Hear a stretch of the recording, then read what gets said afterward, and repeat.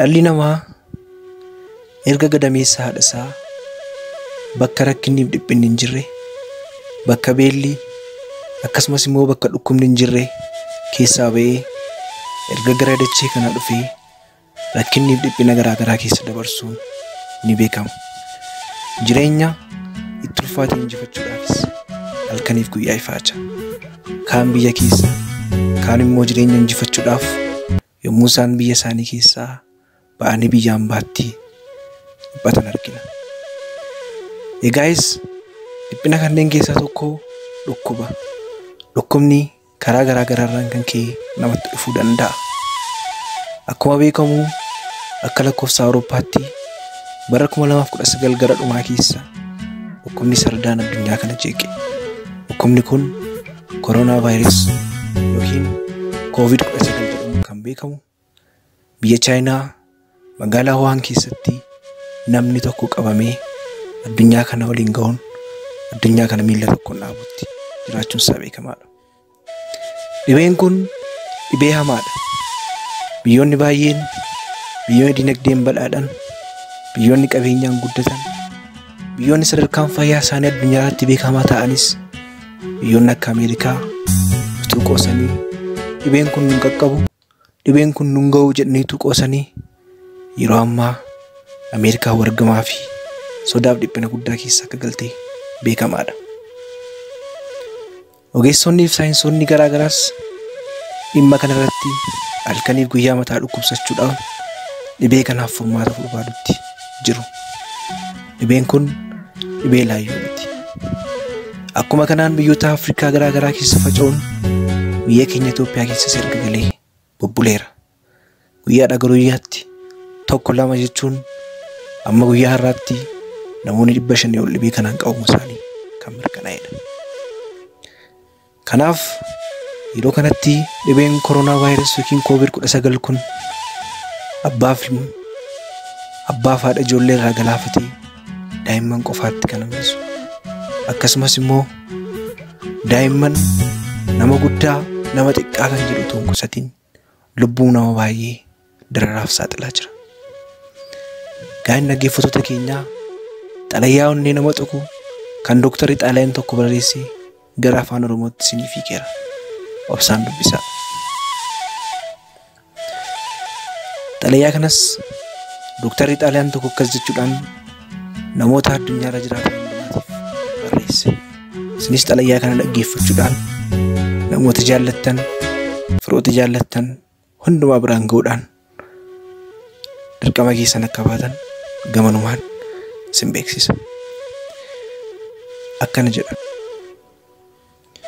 Biyya keenya Xaaliyaan keessatti wanti nama gaddisiisu baay'een ta'aa jira.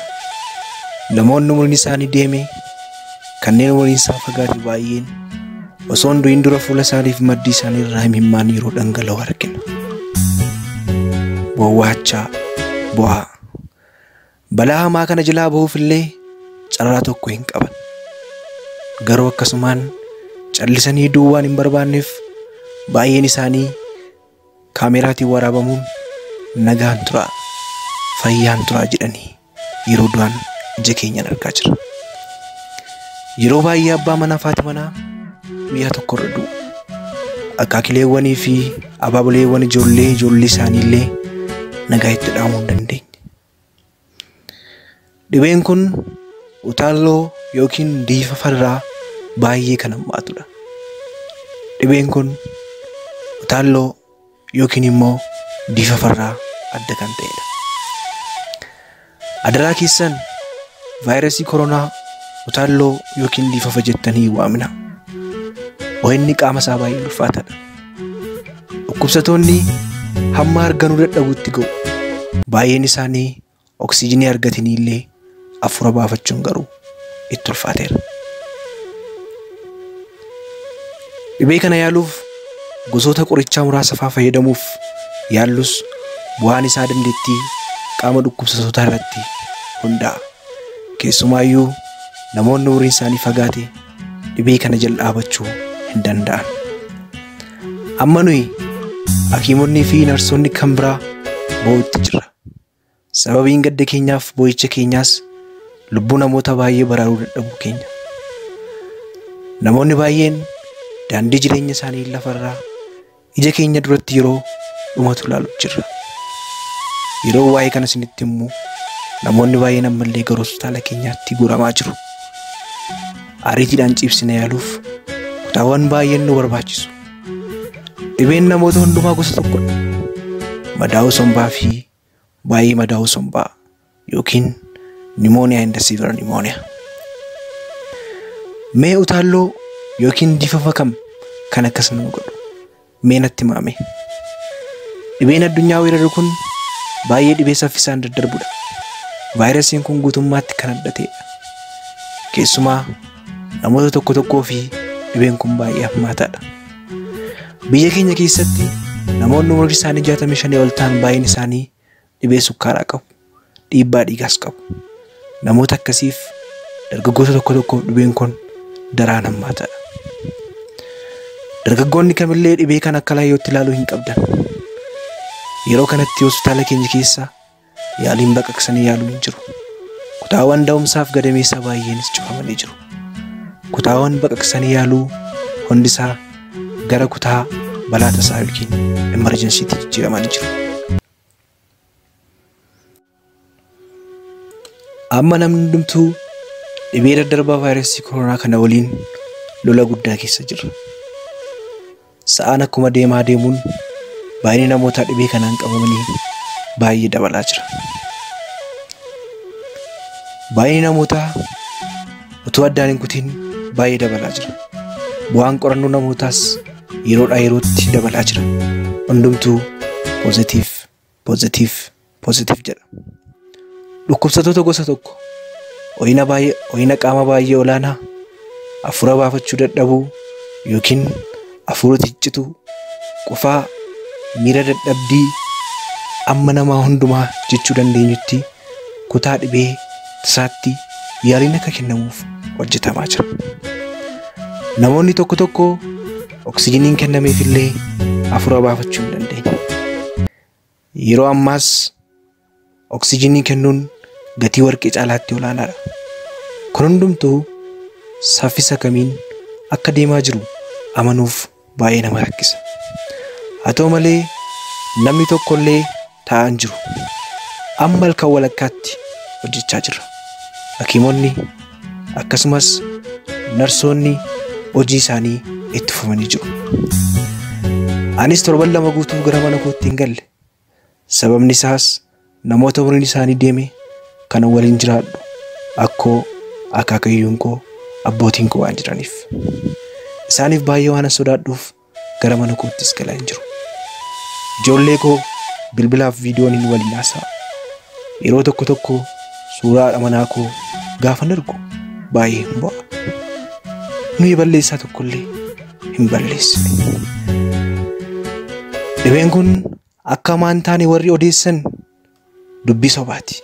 Sababni isaas dhibeen kun dhibee salphaa akka utaallootti jedhanii nutti dubbachaa waan turaniif akka salphaatti of eeggachuu dhiibnee ilaalaa turre.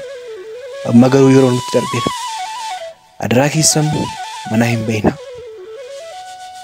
Wanta isinitti himnu nu dhagahaa. Dhibeef rakkoo namaan yookiin balaan tasaa yoo isin qunnamerraan kan hafe adaraa keessan mana hin beekna. Haguuggee afaaniif funyaanis godhadhaa. Gorsa ogeessonni fayyaa kennanis dhaggeeffadhaa. Ogeessonni fayyaa baay'een isaanii vaayirasii kanaan qabamanii jiru.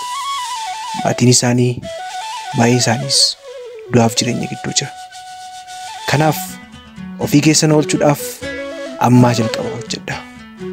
Namoota umuriidhaan deeman yoo qabaattanis mana akka hin baasne. Nuyi ogeessonni fayyaa garuu sababa ogummaa keenyaaf mana taa'uu hin dandeenyu. Hanga sa'a xumuraattis lubbuu namoota keenyaa baraaruuf ni hojjenna. Carraa dhabuu keenyarraan kan keessa dadhabbii baay'ee booda gara mana keenyaa deemuuf yookaanus dhibee kana baannee onnee cabaan gara mana keenyaatti kan gallu nan beeka. Burqa nama waan hundumtuu gaarii yoo ta'u namoonni baay'een akka nu irraanfatan.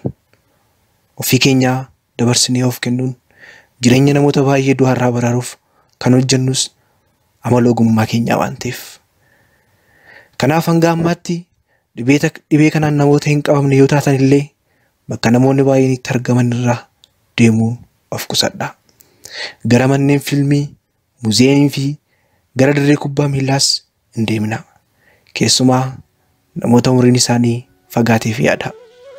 Amma jireenyi isaaniis yeroo ammaa isin keessa jira.